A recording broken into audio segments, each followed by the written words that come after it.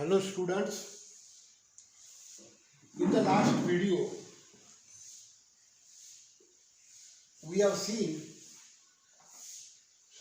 what is the locus,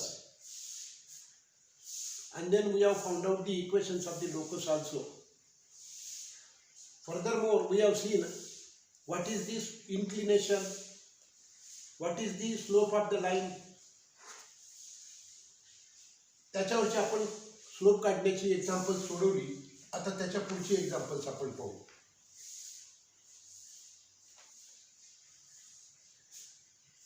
If x and y intersect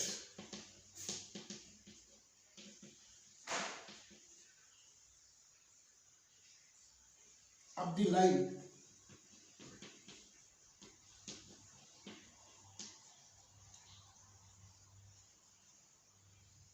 L are 2 and 3 respectively,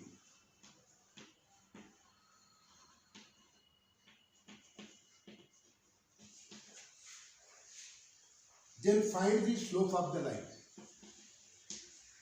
Then find the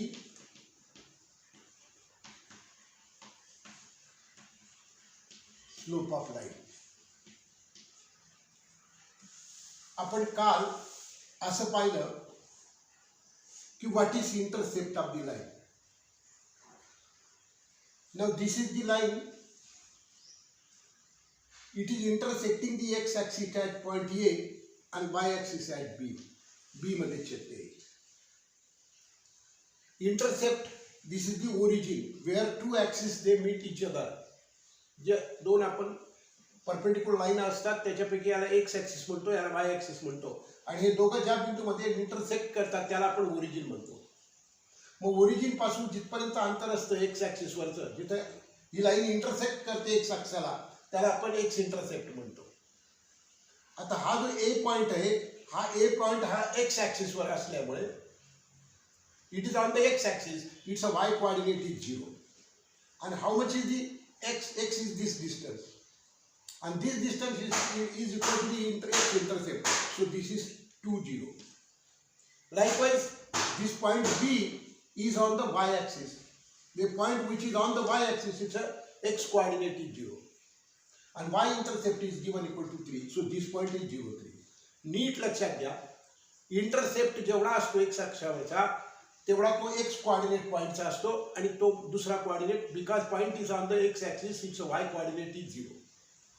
आणि इथं Y intercept जो असतो तो त्याचा वाय कोऑर्डिनेट असतो, आणि एक्स कोऑर्डिनेट त्याचा काय असतो 0, कारण तो पॉईंट कोणावर असतो वाय ॲक्सिसवर. वाय ॲक्सिसवर कुठेही जरी पॉईंट घेतला आपण, खालपासून तो वरपर्यंत कुठेही जरी पॉईंट घेतला तरी त्याचा एक्स कोऑर्डिनेट 0 असतो. Any point on the Y axis it's x coordinate is 0, and any point on the x axis it's a y coordinate is 0. उलटा. ओके. नाउ या दोन्ही पॉइंट्सचे आपल्याला पॉइंट्स माहिती झाले. Therefore slope of line L M is equal to difference between the y coordinates y1 y2 minus y1 upon x2 minus x1. तुम्ही y1 minus y2 घेतलं तरी चालतं. मग आता इथे किती y किती आहे, 3 minus 0, 3 minus 0, हा x2 y2 आणि हा x1 y1. तुम्ही याला x2 y2 घेतला, याला x1 y1 घेतला, काही फरक पडत नाही. फक्त तुम्ही फॉर्म्युला लिहिताना जिथे x आधी घेतला तर y2 आधी घेतला तर खाली x2 आधी घ्यायला लागेल. सो 3 minus 0 आणि upon 0 minus 2. So what it is? 3 मधून 0 गेले 3, आणि 0 मधून -2 केलं तर -2. What is the slope of this line? This is slope is equal to -3/2. एक कोणतं याला तरी -3/2. ओके. चला नेक्स्ट चला, find the slope of the line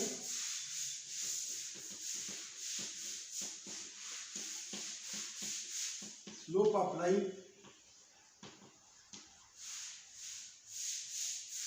which whose inclination is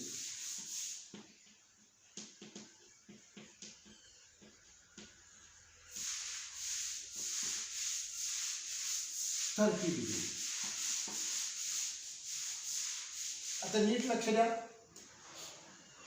ही रेषा जी लाईन आहे हिने इन्क्लिनेशन जे केलेलं आहे हे इन्क्लिनेशन म्हणजेच the angle made by the line with the positive direction of x axis and measured in the anti-clockwise direction, it is called the inclination. So this angle has been given is equal to theta. तो आपलं 30 degree. मग slope m, slope of line m is equal to tan theta. दोन concept पाहिले आपण स्लोपचे. Slope is nothing but the tangent ratio of the angle made by the line with the positive direction of x-axis. That is one concept. And the second concept is slope of the line is difference between y coordinate divided by difference between x coordinate. आता इथं is equal to tan 30. हो, आपल्याला सगळ्या values आपल्याला पाठ आहे. आपण पाठ केलेल्या आहेत सगळ्या व्हॅल्यूज. मी टेबल सुद्धा दिलेला आहे. आपण ट्रिग्नोमेट्री मध्ये पाहिलं tan 30 is equal to 1/√3. So the answer is 1/√3.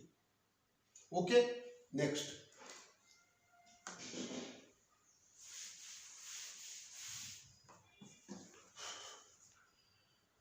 Find the slope of the line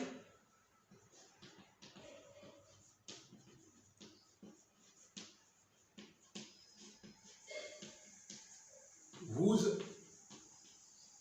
inclination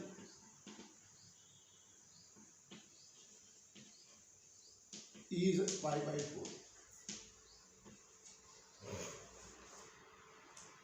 Slope of line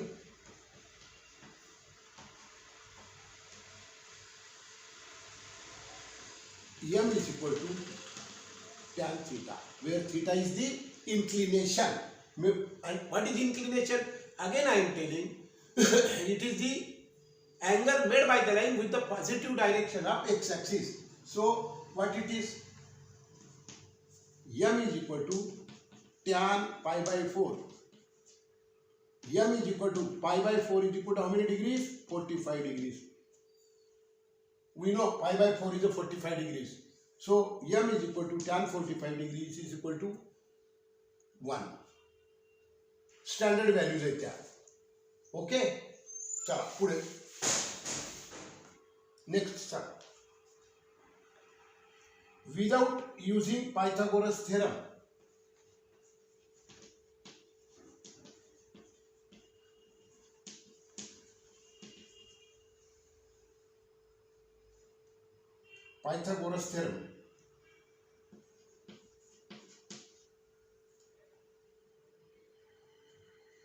Pythagoras theorem,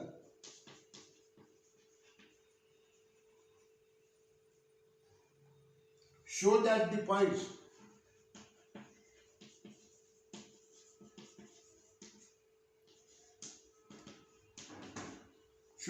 points A 4 4, B 3 5 and C -1 -1 are the vertices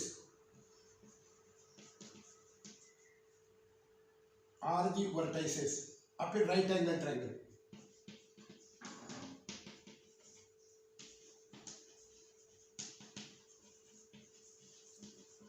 Right angled triangle. आपल्याला Pythagoras theorem न use करताना असं दाखवा की हे असणारे points हे vertices आहेत. कोणाचे? Right angle ट्रायंगलचे. नीट लक्ष द्या, इकडे लक्ष द्या. तो का म्हणतो असं की जर समजा मी याला नाव दिलं ABC, होऊ शकतं ही नावं माझी बरोबर दिली गेली नसती, मला बघावं लागेल ते. परंतु आता नीट लक्ष द्या, इथे आपल्याला स्लोप ऑफ AB काढता येईल आणि स्लोप ऑफ BC काढता येईल. आणि जर का कधी आता तो म्हणतो विदाउट युजिंग पायथागोरस थेरम, आपल्या पायथागोरस थेरमनी सुद्धा दाखवता येईल की जे ट्रायंगलचे राईट अँगल ट्रायंगलचे काय आहेत? वर्टायसेस आहेत. कसं काय? डिस्टन्स फॉर्म्युलाने डिस्टन्स ए बी काढलं, बी सी काढलं आणि डिस्टन्स ए सी काढलं. आणि जर का hypotenuse square is equal to sum of the square of the other two sides असेल तर हे पायथागोरस थेरमनी हे तिघ पॉईंट ते तिघ वर्टायसेस हे राईट अँगल ट्रायंगलचे वर्टायसेस आहेत असं दाखवता येईल. पण तो म्हणतो की असा पायथागोरसच्या थेरमनी नका दाखवू. मग दुसरं कसं दाखवता येईल आपल्याला, यांचे स्लोप काढून घेता येतील. मग काढतो slope of A B y2 minus y1 and upon x2 minus x1. So what is y2? 5 minus 4 upon x2 minus x1. So 5 मधून केले किती आले 1 and upon किती -1. So this is equal to -1. याला m1 म्हणू आपण. आता स्लोप ऑफ BC काढतो. What is slope of BC? m2 म्हणूया. BC चा स्लोप म्हणजे B आणि C घ्यायचा, difference between the y coordinates 5 y2 किती इथे हा -1 आणि -5 आणि अपॉन -1 आणि किती -3 x2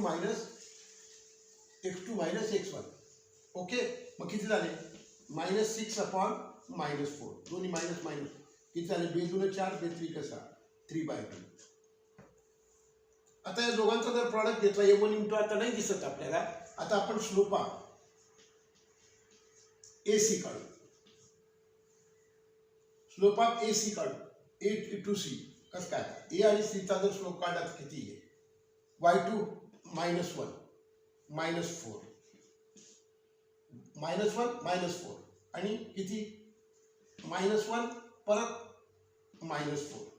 difference between y coordinates आणि डिफरन्स बिटवीन काय x कोऑर्डिनेट घेतला. मग -5 अपॉन -5 मायनस रुनिंग प्लस 1. बघा आता हा जो m3 आला.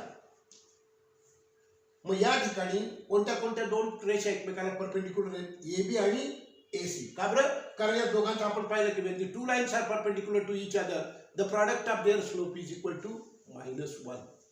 So here m1 into m3 is equal to -1 into 1 and is equal to -1.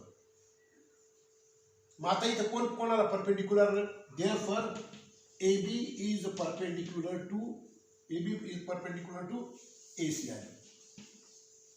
मग जर या दोन आता काढताना माझं नाव देताना चुकलं माहिती आहे, याला मी हे नाव देतो AB आणि याला C नाव देतो ABC. हा मग A मध्ये आला हा परपेंडिक्युलर. AB आणि कोण आलं AC या दोघे एकमेकाला काय आल्या परपेंडिक्युलर आहे. म्हणजे हा कोणता आहे ट्रायंगल आहे राईट अँगल ट्रायंगल. आणि हे वर्टायसेस कोणाचे आहेत मग राईट अँगल ट्रायंगलचे. AB is perpendicular to AC, therefore the given points are vertices of right angled triangle. समजलं. म्हणजे आपल्याला इथं पायथागोरसचं प्रमेय वापरून नाही त्याने सांगितलं. म्हणजे आपल्याला डिस्टन्स काढायची गरज नाही. तर काय केलं आपण, याचे स्लोप काढला, याचा स्लोप काढला, तिसऱ्याचाही स्लोप काढला आणि कोणत्या तरी दोन बाजूंचा स्लोपचा गुणाकार किती आला पाहिजे -1. कारण when two lines are perpendicular to each other the product of their slope is -1 and when the lines are parallel to each other their slopes are equal. आता पुढे प्रश्न आहे,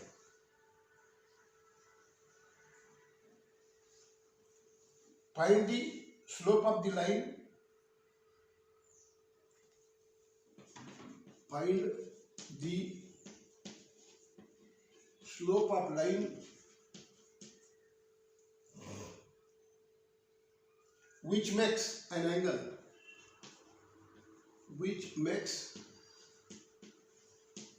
an angle of 45 degrees with the positive direction of y-axis, with the positive direction of y-axis measured anti-clockwise. Measured anti-clockwise. बघूया. Find the slope of the line. Find the slope of the line which makes an angle of 45 degrees with the positive direction of y-axis, not x-axis. हे बघा, मग ती line कशी, ही अशी, ही positive direction of X axis आहे, ही positive direction of Y axis आहे. आता या रेषेने समजा ही A B, he line A बी आहे, ही ए बी. आता ही जी वाय ॲक्सिस पॉझिटिव्ह डायरेक्शन आहे, या पॉझिटिव्ह डायरेक्शनच्या वाय ॲक्सिसशी केलेला कोन हा 45 डिग्रीज आहे. तो कसा मेजर करायचा आहे, अँटी क्लॉकवाईज. जर मी असा मेजर केला तर हा अँगल किती येईल, प्लीज लक्ष द्या, समजून घेऊ आपण. हा अँगल पॉझिटिव्ह डायरेक्शन कसा मेजर केला, हा अँटी क्लॉकवाईज मेजर केला, असा मेजर केला. म्हणजे हा अँगल त्याने 45 डिग्रीज दिलेला आहे. बघा, इथून वाय ॲक्सिसच्या पॉझिटिव्ह डायरेक्शन पासून हा पॉझिटिव्ह याच्यामध्ये मेजर केला अँटी क्लॉकमध्ये, हा 45 आला. म्हणजे हा देखील किती आला, 45 आला. हा किती आहे, 90 आहे. हा 90 आहे, हा 90 आहे अँगल, राईट अँगल ट्रायंगल आल्यामुळे. आणि समजा हा अँगल थीटा, आपल्याला जर स्लोप काढायचा झाला तर त्या रेषेने वाय ॲक्सिसच्या पॉझिटिव्ह डायरेक्शनशी केलेला अँगल काढायला लागतो. मग ही पॉझिटिव्ह डायरेक्शन आली एक्स ॲक्सिसची, आणि पॉझिटिव्ह डायरेक्शनच्या एक्स ॲक्सिसशी जो केलेला अँगल असतो त्याचा टँजंट गुणोत्तर म्हणजेच काय असतो, स्लोप असतो. मग आपल्याला हा अँगल माहिती करावा लागेल. हा राईट एक ट्रायंगल आहे आणि ट्रायंगलचा हा एक्सटिरियर अँगल आला. मग एक्सटिरियर अँगल म्हणजे दोन्ही अँगलचा काय असतो, तो दूरस्थ अँगलांचा सेम असतो, डिस्टन्स अँगल्स. जर एखादा ट्रायंगल घेतला आपण आणि त्याचा जर का कधी एक्सटिरियर अँगल असेल, एक्सटिरियर अँगल म्हणजे the angle made by one extended side with the other side. एका वाढवलेल्या बाजूने दुसऱ्या बाजूशी केलेला कोन याला म्हणतात exterior angle. So this exterior angle is the sum of this two angles, याला डिस्टंट अँगल्स म्हणतात. मग आता इथे theta equals to how much, 90 आणि प्लस किती, 45. So theta is equal to 135. Therefore, slope of line m is equal to tan theta. So m is equal to tan 135. नीट लक्षात घ्या. So m is equal to आपल्या स्टँडर्डचं value काढायची असेल तर tan 90 plus 45. आठवत असेल तर m is equal to tan π/2 plus 45. 90 म्हणजे π/2. आता आपण अलाइड अँगल फॉर्म्युले शिकलो आहोत. लक्षात ठेवायला लागेल आपल्याला, जे शिकलो आपण ट्रिग्नोमेट्री 3, ते आयुष्यभर आपल्याला खूप उपयोगी पडणार आहे. ट्रिग्नोमेट्री 2 आणि ट्रिग्नोमेट्री 3 हे 2 चॅप्टर्स आपण पाहिले, अत्यंत महत्त्वाचे आहेत. ते खूप खूप महत्त्वाचे आहेत. 11वी 12वीसाठी तुम्हाला त्याच्यापासून सुटकाच नाही. मग आता इथे बघा, टॅन π/2, हा π/2 आला म्हणजे रेशिओ काय होईल, चेंज. आपण कोणत्या क्वार्टरमध्ये गेलो, second. π/2 plus theta, we are in the second quarter. Second quarter मध्ये टॅन काय असतो, minus. So it is m is equal to minus tan 45. So what is the value of tan 45, 1. So what is m is equal to -1. Slope म्हणून m किती आलायचा, -1 आला. If the angle is greater than 90 degrees then the slope is always minus. And when the angle is less than 90 degrees, that means when the angle is acute angle, the slope is always positive. But when the angle is obtuse, then in that case, the slope of the line is not negative, not positive, it is a negative. Okay? अशा तऱ्हेने या रेषेचा आपण slope काढू. चला पुढे.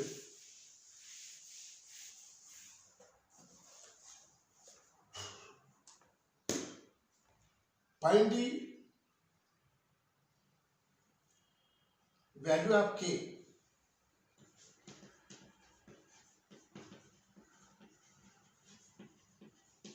find the value of k for which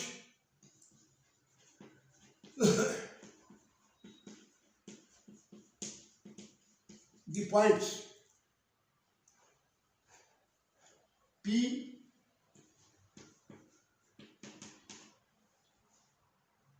K minus 1 Q 2 1 and R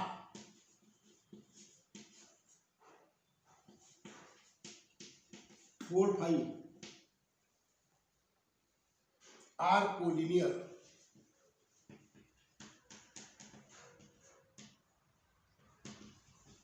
collinear.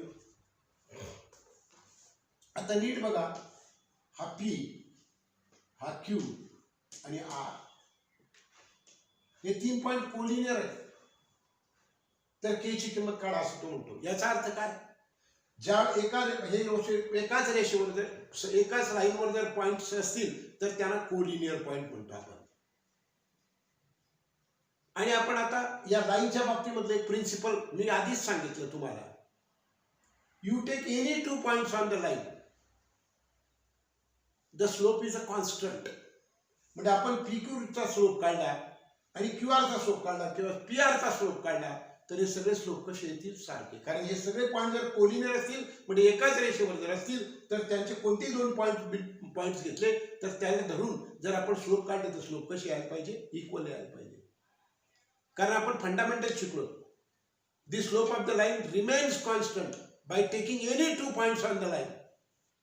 म्हणजे आपण पॉइंट बदलले लाईनवरचे तरी स्लोप बदलत नाही, स्लोप ऑफ कॉन्स्टंट राहतो. मग आता इथे म्हणू slope of PQ is equal to slope of QR. QR घ्या, PR घ्या, 1 and this. मग slope of PQ, difference between the y coordinates, -1 1 -1. समजा मी हा 1 घेतला असता हा घेतला तर सेम आला असता आन्सर, बदलत नाही. पण फक्त एवढंच आहे की इथला y पहिल्यांदा घेतला तर इकडचा पहिल्यांदा x घ्यायला लागेल एवढे. मग आता इथं हा 1 आणि -1 म्हणजे हा काय मिळेल, divided by difference between the x coordinates 2 - k equals to slope of QR, difference between y coordinates 5 - 1 and divided by difference between x coordinate 4 - 2. So what it is, 1 + 1 upon 2 - k is equal to 4 upon 2. 5 मधून 1 गेले, 4 उरले, 4 मधून 2 गेले, 2 उरले, बे 1 बे 2 4, cross multiplication. So 2 is equal to 1 + 1 2, 2 is equal to 2 into bracket 2 - k. करूया. So 2 is equal to 4 - 2k. हा प्लस 4 इकडे, 2 - 4 equals to -2k. -2 is equal to -2k. दोन्ही बाजूला मायनस मायनस प्लस होईल. मग k इक्वल टू किती, 1. म्हणजे काय शिकलो आपण या एक्झाम्पल पासून की when the points are collinear, that means when the points are on the same line, then the slope of the line by taking any 2 points is equal. It remains the constant. Okay, let us take next example. Find the acute angle. Sorry,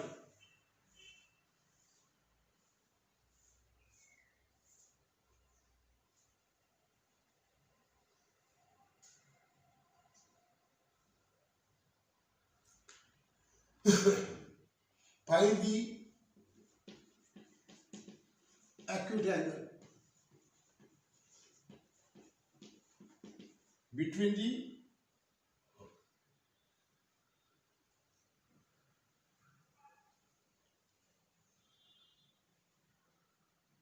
the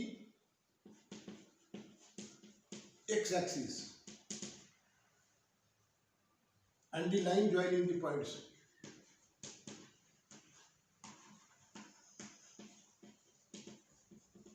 Line joining the points.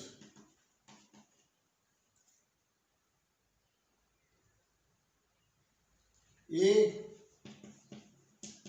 3 - 1 and B 4 minus 2.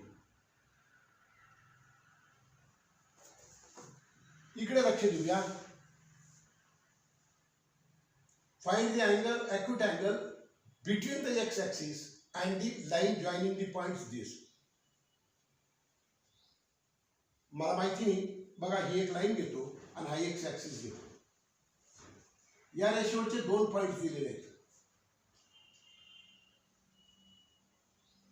आता नीट लक्ष द्या.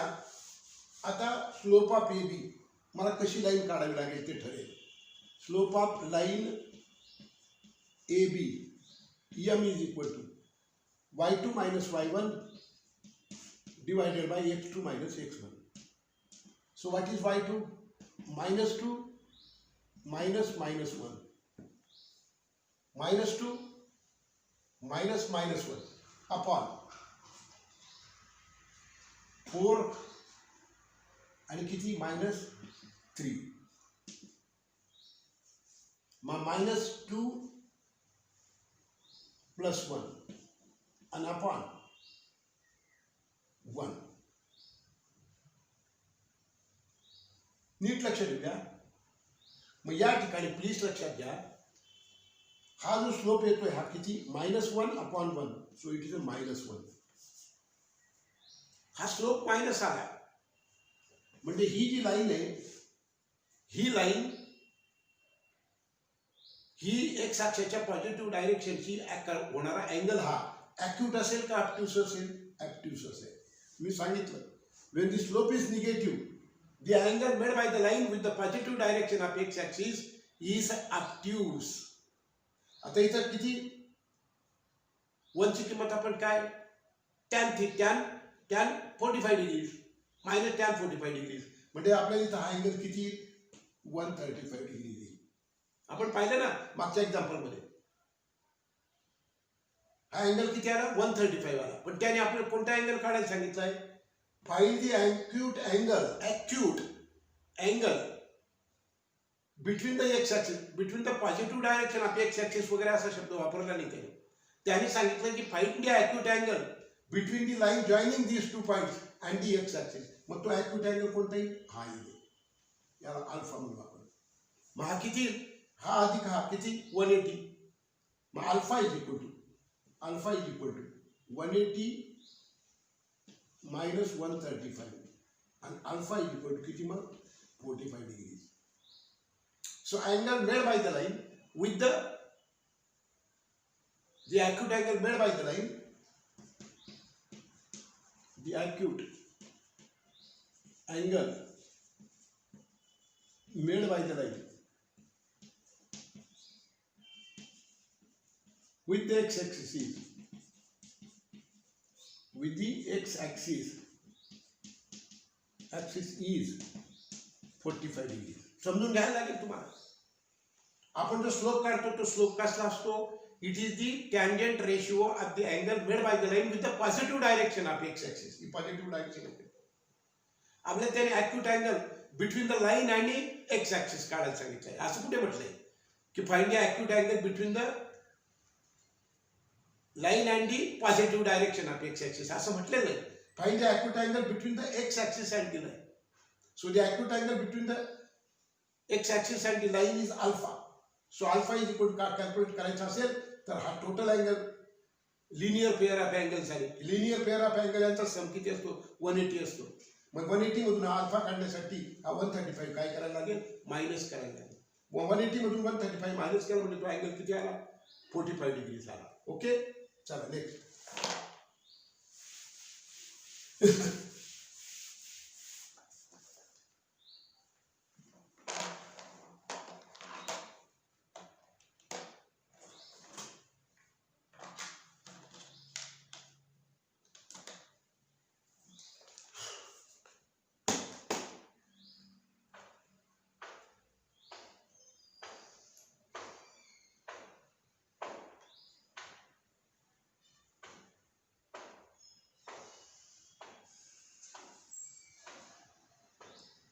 A line passes through the points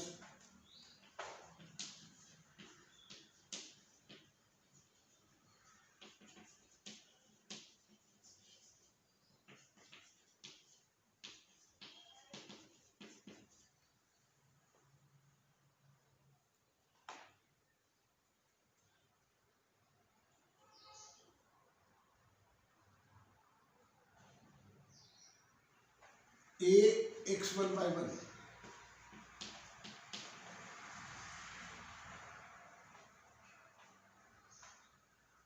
and P and B HK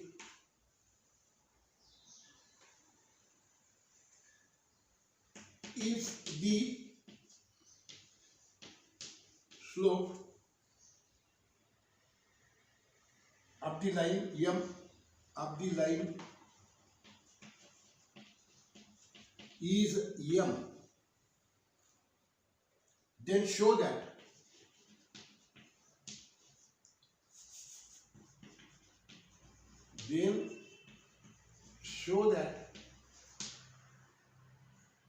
K minus y1 is equal to M into bracket H minus x1. Simple है. Slope of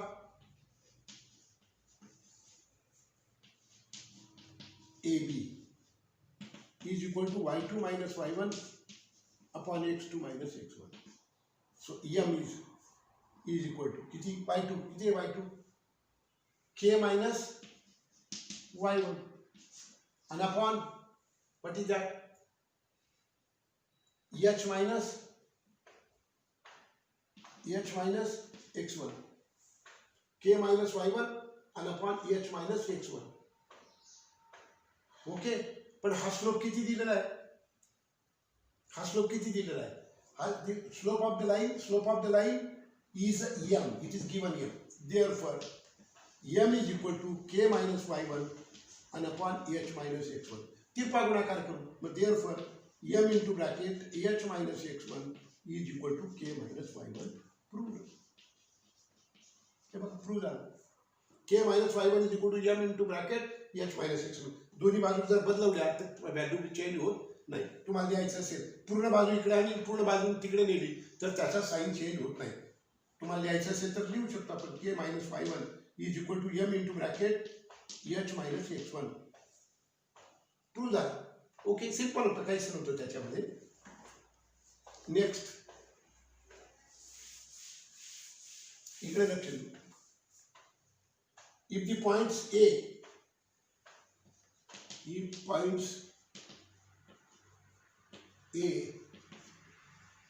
into bracket H0 B 0K and C AB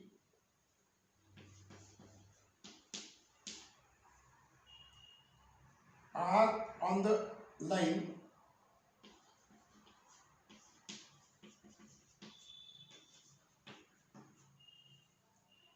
then show that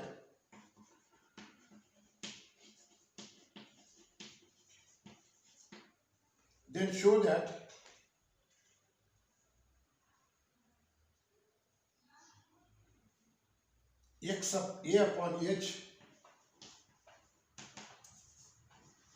plus B upon K is equal to 1. Okay, fine. आता नीट लक्षात घ्या. if the points A, B, C are on the line, म्हणजे they are on the same line, and when the points are on the same line they are collinear, and when they are collinear slope of any two points is equal. So therefore slope of AB is equal to slope of BC. मग AB चा slope घेतो. मग काय मग difference between the y coordinates मधला difference K minus 0 and upon 0 minus H. Difference between y coordinate divided by difference between the x coordinate is equal to slope of BC B minus K. या B मधून हा K minus केला आणि divided by काय A minus 0. मग आता इथे किती आहे K upon minus H is equal to B minus K upon A. Okay, so what is that? आपण तिरपा गुणाकार करूया. के ए इज इक्वल टू इकडे गुणू मायनस एच इंटू ब्रॅकेट बी मायनस के. सो के मायनस एच बी plus H के.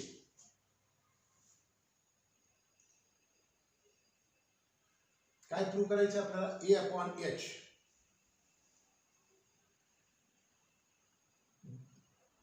Plus B upon के. Okay, मग आता असं करू ना, या प्रत्येक पदाला आपण एच के ने भागून टाकू. Dividing both the sides by H K. Dividing both sides by H K. H K ने डिवाइड केलं. मग काय होईल? K A divided by H K is equal to minus H B divided by H K आणि plus किती? H केला H K ने divide केलं. H K divided by H K. इकडे लक्ष देऊ, हा कोण कॅन्सल होईल? K K cancel. So A upon H is equal to, हा कोण कॅन्सल होईल इथे? हा H H cancel, minus B upon K आणि प्लस किती? 1. एच केला एच केने भागितलं तो 1 येईल. हा मायनस इकडे प्लस होईल. So H upon A plus B upon K equal to 1. बरोबर आहे? बी अपॉन काय? के. प्रूव्ड. ओके, आलं ना? तेच आलं ना? काही नाही, हे स्लोपवरची गणितं होती. आता आपण पाहिलं की when the lines are parallel their slopes are equal. When the lines are parallel their slopes are equal, and when the lines are perpendicular the product of their slope is -1. मग आता जर का कधी नॉन पॅरलल आणि non perpendicular lines असतील, मग त्यांच्यामध्ये angle कसं काय काढायचा? कशा लाईन्स आहेत? त्या अशा दोन लाईन्स आहेत.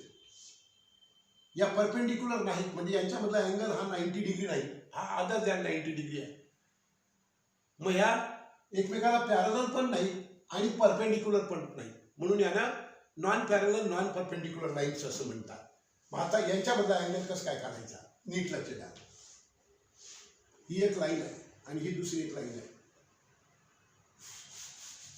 इकडे लक्ष द्या. ही एक वन लाईन आणि this is the another line. हिचा अँगल अल्फा, हिने केलेला अँगल बीटा आणि हा अँगल थीटा. आपण परपेंडिक्युलर नाही घेतल्या. हिचा स्लोप m1, हिचा slope m2. And then how to find out this angle theta? It is not 90 degrees. It is either less than 90 degrees or greater than 90 degrees. Okay? मग ही one line झाली. याला intersecting line म्हणतात. मग याला म्हणतात angle between intersecting lines. Intersecting lines theta. मग आता इथे बघा, एक्सटेरियर अँगल थेरम नुसार alpha is equal to what is that? Beta plus theta. So therefore theta is equal to, हा बीटा इकडे alpha minus beta, and therefore tan theta is equal to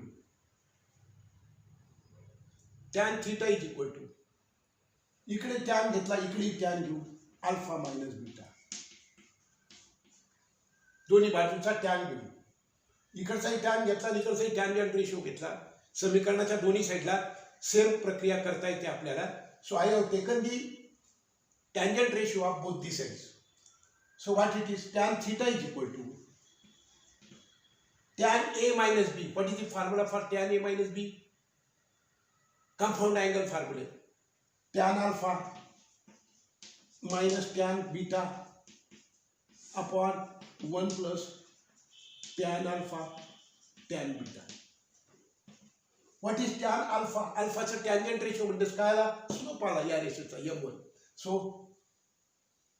m1 minus what is tan beta is the angle made by the line with the positive direction axis आणि त्याचा tangent ratio घेतलेला आहे म्हणजे तो काय असतो? त्या रेषेचा स्लोप असतो. So m1 minus m2 upon 1 plus m1 m2 हा फॉर्म्युला तयार झाला. Where theta is the angle between two lines. हा फॉर्म्युला तयार झाला. If theta is the angle between the two intersecting lines, then tan theta is equal to m1 minus m2 divided by 1 plus m1 m2, where m1 is the slope of the one line and m2 is the slope of the other line. Okay, Sarah, please.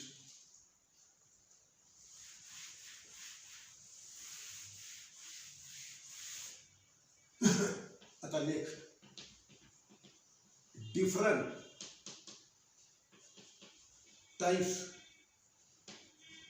of equation of a line.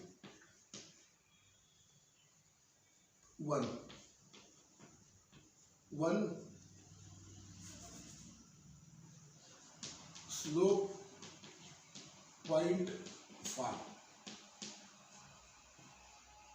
Slope point form म्हणजे when one point on the line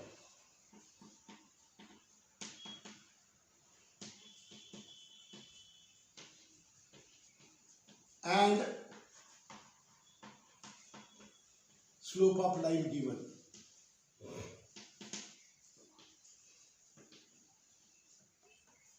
ज्या वेळेला रेषेचा आपल्याला slope दिलेला असेल आणि एक point रेषेवरचा दिला असेल, म्हणजे समजा ही एक लाईन आहे, हिचा स्लोप दिलेला आहे त्यांनी. लेट दी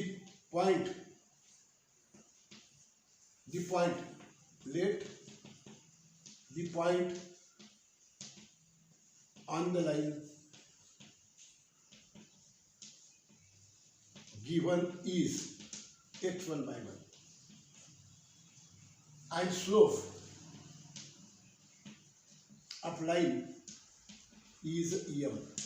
हे दिलेलं आहे. स्लोप पॉइंट फॉर्मचा अर्थ असा आहे की when the slope and one point on the line will be given. Okay, मग आता याच्यामध्ये आता आपल्याला एक पॉइंट दिलेला आहे, म्हणजे हा पी पॉइंट दिलेला आहे ज्याचे कोऑर्डिनेट x1 y1 आहेत. आपण असं करूया, याच्यावरती एक क्यू पॉइंट घेऊ ज्याचे कोऑर्डिनेट्स xy आहेत. Taking q xy any point on the line. हा q अदर दॅन p एक xy कोऑर्डिनेट असलेला एक मी पॉइंट घेतला. What is slope of pq? Slope of pq is equal to difference between the y coordinates y minus y1 आणि आपण काय x minus x1. पण या रेषेचा स्लोप काय केलेला आहे त्यांनी दिलेला आहे. मग आता काय मिळेल? Therefore m is equal to y minus y1 आणि अपॉन x मायनस x1. तिरपा गुणाकार केला तर x minus m into bracket x minus x1 is equal to y minus y1. किंवा त्याला इकडे आणलं y minus y1 is equal to m into bracket x minus x1. याला slope point form म्हणतात. म्हणजे आपल्याला जर रेषेचं इक्वेशन काढायचं झालं तर त्याला आपल्याला रेषेवरचा एक पॉइंट द्यावा लागेल आणि काही झालं तरी त्या रेषेचा स्लोप द्यावा लागेल. आणि जर त्याने तसं दिलं म्हणजे रेषेवरचा एक पॉइंट दिला आणि त्या रेषेचा जर स्लोप दिला तर आपण कुठलाही एखादा XY कोऑर्डिनेट असलेला पॉइंट घ्यायचा, difference between the y coordinates घ्यायचं, difference between the divided by difference between the x coordinate घ्यायचं आणि तो कशाशी इक्वेट करायचा? स्लोपशी, दिलेला स्लोप रेषेचा. आणि मग आपल्याला क्रॉस मल्टिप्लिकेशननी आपल्याला मिळतं. What is meaning of x1 y1? जेव्हा त्याला हे सफिक्स जोडले जातात कुठल्याही व्हॅरिएबलला तर ते गिव्हन व्हॅल्यूज असतात. म्हणजे these are the numbers x1 y1 3 4 7 9 -3 -2 like that, and the x and y are variables. म्हणून आपल्याला मग x and y मध्ये इक्वेशन ऑफ द लाईन मिळेल. याला काय म्हणतात? Equation of the line in the slope point form. So what is minimum requirement? Minimum requirement is they will have to give 1 point, or we will have to have 1 point on the line and the slope of the line. And when these two things are known, we can find out the equation of the line by using this, by taking any point P whose coordinates are x, y on the line. This is called the slope point form. दूसरा 2 point form.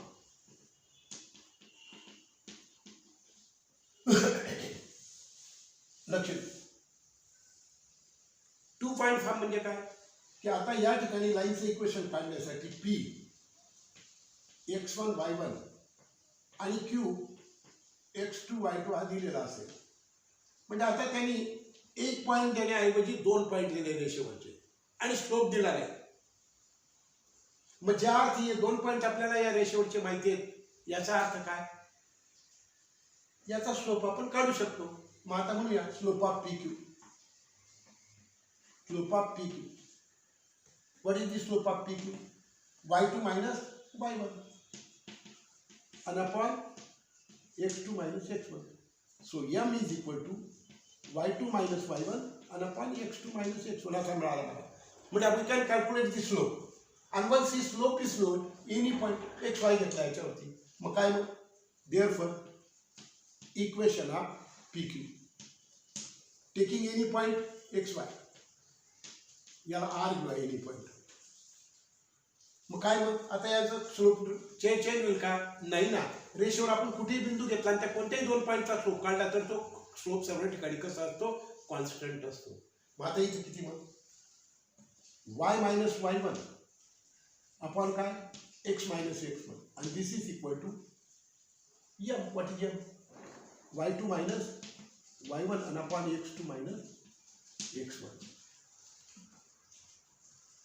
So हे झालं कशाचं? Double point form मधलं equation झालं. तुम्ही तिरपा गुणाकार करायचा झाला तर करा, नाही करायचं तर ठेवून द्या. म्हणजे काय नेमकं कळलं आपल्याला? की if the slope of the line is not given, then in that case they will have to give at least 2 points on the line. And when the 2 points on the line are known, we can find out the slope by taking difference between the y coordinate divided by difference between the x coordinate. म्हणजे आपल्याला slope मिळून जाईल. आणि slope मिळाला म्हणजे मग आपण कसं काय काढतो इक्वेशन? कुठेतरी एक x y पॉईंट घ्यायचा, मग याच्याशी याचं रिलेशन घ्यायचं काय किंवा याचं याच्याशी रिलेशन घ्यायचं काय, इक्वेशन सारखंच होतं. You consider either point P or Q, doesn't make any difference. You are getting the same answer. Okay okay. Next हा होता double point form. What you should remember, when the 2 points on the line are given, that means slope is not given, but we can very well calculate the slope by taking the difference between y coordinate divided by difference between the x coordinate. आपल्याला 2 point दिलेले म्हणून आपण त्यांच्या y निर्देशकातील फरक भागिले x निर्देशकातील फरक घेऊन आपण त्याचा स्लोप काढू शकतो. आणि स्लोप मिळाला कुठला? 2 पॉईंट. आपल्याला एकच पॉईंट पाहिजे रेषेवरचा, पण आपल्याला किती माहिती आहे? 2. मग 2 पॉईंट पैकी आपण कोणताही एक पॉईंट घ्यायचा आणि मागच्या उदाहरणात मागच्या फॉर्म प्रमाणे कुठेतरी एक्स वाय पॉईंट घ्यायचा आणि सिक्वेशन काढायचं.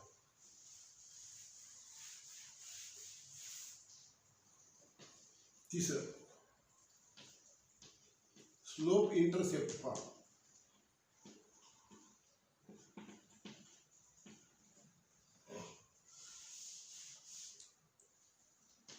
स्लोप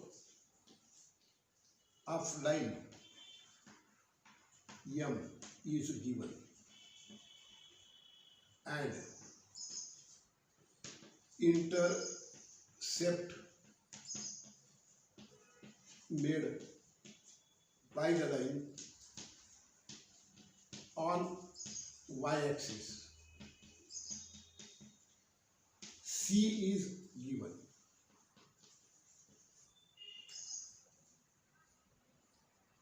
म्हणजे या ठिकाणी लक्ष द्या, ही अशी लाईन आहे, या लाईनचं इक्वेशन काढायचंय.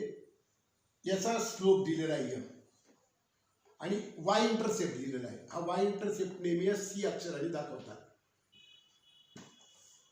y-intercept is the distance cut on the y-axis by the line measured from the origin. y-intercept हे काय असते, y-axis वरचं रेषा जिथं इंटरसेक्ट करते ओरिजिन पासून तर तिथपर्यंतचं अंतर याला y-intercept म्हणतात आणि याला x-intercept म्हणतात. हा खाचा हा सी दिलेला आहे म्हणजे हा पॉईंट काय आला सी 0C. का बरं, it is a point on the y-axis. When the point is on the y-axis, its x coordinate is 0 and y coordinate is this distance, vertical distance c, 0C. Let us take x, y any point on the line. याला म्हणून P, याला म्हणून A आणि याला म्हणून हा point P, any point. Slope of AP y2 minus y1 upon x2 minus x1. So what is the difference between y coordinate? Y minus c and upon x minus 0. हा याला याचा slope आणि हा slope दिलेला आहे या रेषेचा. So therefore m is equal to y minus c and upon x. मग आता या ठिकाणी इकडे तिरकस गुणाकार केला mx is equal to y minus c. आता हा c इकडे आलो mx plus c is equal to y. आता सगळ्या दोन्ही बाजू बदलून घेऊ. So y is equal to mx plus c is a slope intercept form.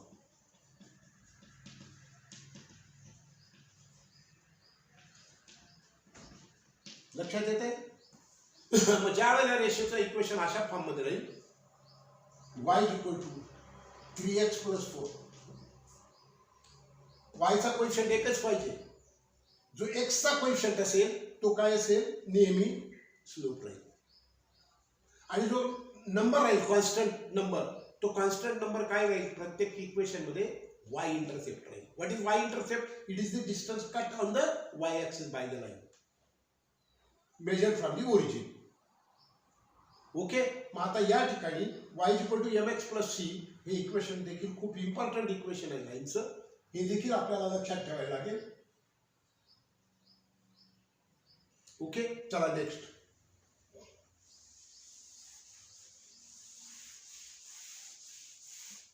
Double intercept form.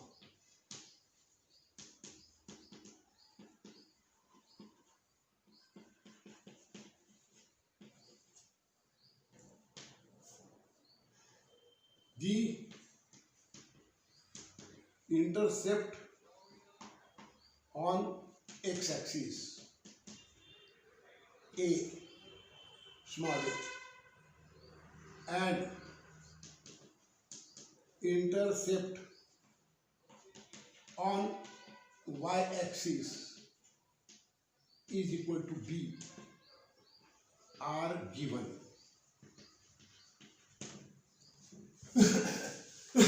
आता याच्यामध्ये आपल्याला काय दिलं त्यांनी, रेषेचा स्लोप आणि रेषेवरचा एक पॉइंट दिला नाही. पहिलं इथं आपल्याला रेषेवरचे दोन पॉइंटही त्याने दिलेले नाही. इथं फक्त y इंटरसेप्ट दिला नाही तर त्याच्याऐवजी काय दिला, एक y इंटरसेप्ट बी दिला आणि x इंटरसेप्ट बी दिला आणि स्लोप मात्र दिला नाही. मग आता इथं बघा ही रेषा या अशी आहे. दिस इज द लाईन. सपोज हा y इंटरसेप्ट x इंटरसेप्ट ए आहे आणि हा y इंटरसेप्ट बी आहे. हा बी आहे. समज हा x इंटरसेप्ट आणि हा y इंटरसेप्ट. मग x इंटरसेप्ट किती दिला आहे, ए दिला आहे. मग हा कोणत्या कुठे आहे हा point, it is on the x axis. हा x ॲक्सिस आहे आणि हा कोणता ॲक्सिस आहे, y ॲक्सिस आहे. मग याचे कोऑर्डिनेट्स काय, a0. याचे कोऑर्डिनेट्स काय, 0b. बरोबर आहे. अशा तऱ्हेने आपल्या दोन्ही इंटरसेप्ट दोन्ही पॉईंट काढून घेता आले. कारण हे डिस्टन्स किती आहे, बी आहे आणि हे डिस्टन्स किती दिलेलं आहे, ए दिलेलं आहे, ए इंटरसेप्ट दिलेला आहे. मी सांगितलं तुम्हाला, पुन्हा सांगतोय की what is intercept, it is the distance cut on the x axis and Y axis by the line measured from the origin. मग आता इथं slope of A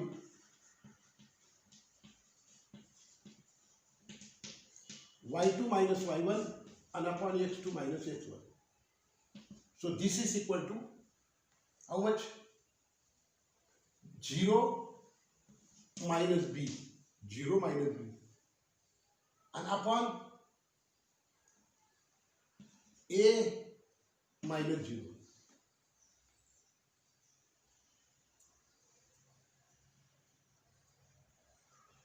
So what it is? Minus b upon a. Minus b upon a.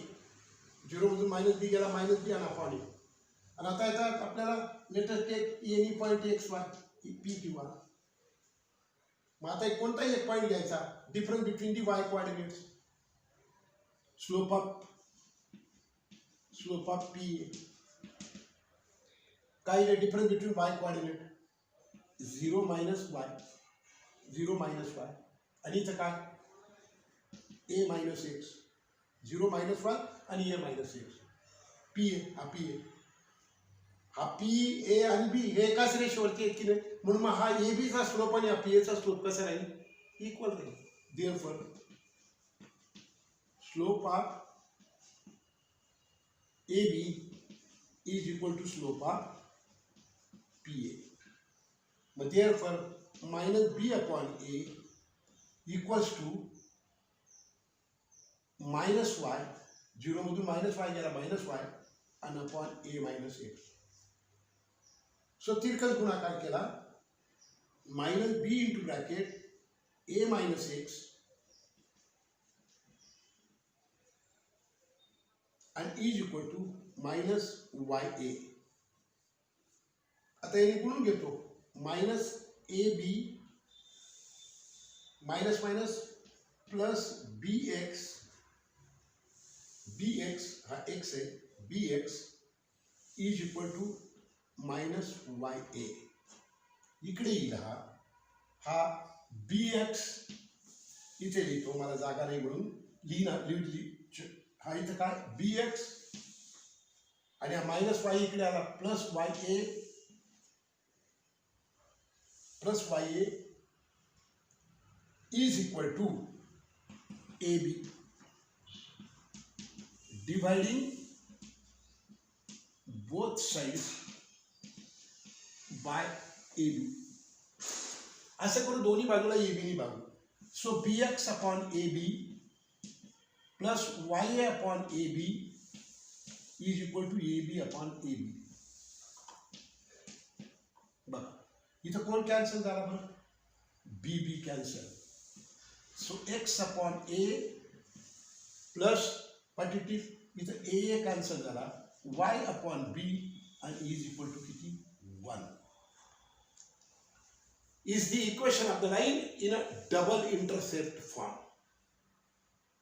Is the equation of the line in a double intercept form. Okay चला एक last formula ज्याला normal form of the equation म्हणतात. Length of the normal is given. Okay, length of the normal is given, and then angle made by the line and normal passing through the normal to the line also is given, and then in that form we will have to find out the equation of the line. अर्थात त्याच्यासाठी मी थोडं पुढच्या ह्याच्यात समजून सांगेल, त्याला explanation भरपूर जास्त आहे आणि तेवढा वेळ आपल्याकडे नाही आहे, म्हणून मी त्याला नंतर घेतो पुढच्या व्हिडिओमध्ये मी घेईल ते. तो एवढा लास्ट फॉर्म राहिला आहे, त्याला मी पुढच्या व्हिडिओमध्ये घेतो. पण त्याच्या अगोदर आता 1-2 एक्झाम्पल सोडून घेऊ. चला exercise 5.3. Exercise 5.3. Write the equation of the line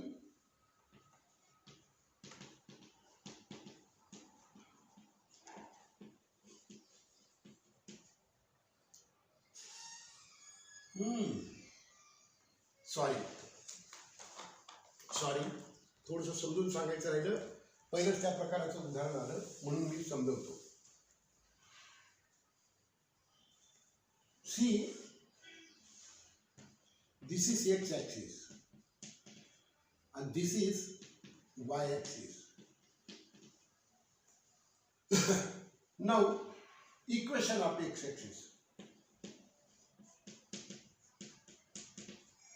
Let us try to understand. आपल्याला या एक्स ॲक्सिस वर जर आपण कुठेही जरी पॉइंट घेतला तर त्या पॉइंटचा कोणता कोऑर्डिनेट 0 असतो? वाय कोऑर्डिनेट 0 असतो.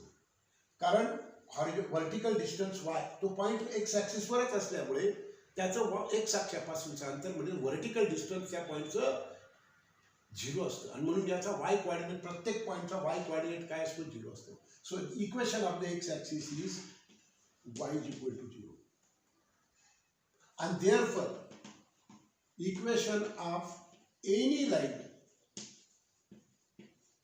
parallel to x-axis is of the form y is equal to k, where k is a constant. K is a constant. म्हणजे y is equal to 4, y is equal to -3, y is equal to 7, y is equal to -11. हे सगळे कसले equations आले? These are the lines which are parallel to x-axis. नेहमी लक्षात राहू दे. y is equal to some number. It is a line parallel to x-axis. आता इथे equation of y-axis. Equation of y-axis. आता y-axis वर आपण कुठेही जरी पॉइंट घेतला तर त्याचा हॉरिझॉन्टल डिस्टन्स या ॲक्सिस पासून 0 असतो. हॉरिझॉन्टल डिस्टन्स म्हणजेच काय? एक्स कोऑर्डिनेट 0 असतो. So here equation of y-axis is x is equal to 0, and equation of any line parallel to y-axis is x is equal to k, where k is a constant. But x is equal to काही number. X is equal to 4, x is equal to -3, x is equal to -7, x is equal to 10, x is equal to 15. हे सगळे कशाला येतील? त्या y अक्षाला parallel. Minus असेल तिकडे आणि प्लस असेल नंबर तर इकडे. हे होते different type of forms of the equation of the line.